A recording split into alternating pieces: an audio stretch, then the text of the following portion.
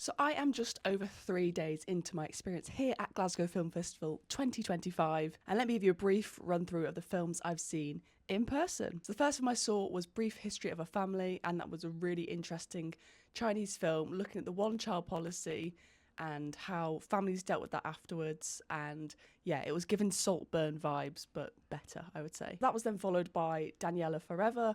I was curious by this one because it had Henry Golding in it.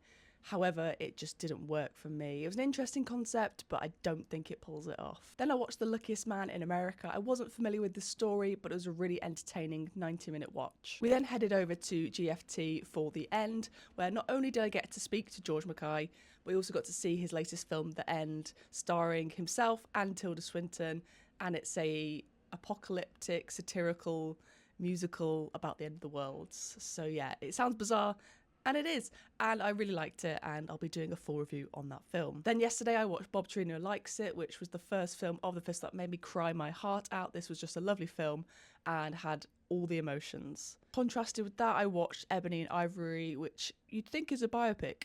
Oh no, it's just absolute madness, and I'm not sure what I watched for that film, but kind of liked some of it. So last night was the surprise film, which was The Ballad of Wallace Island, written and starring Tim Key as well as Carey Mulligan. This was a really fun time, and yeah, it was a perfect end yesterday.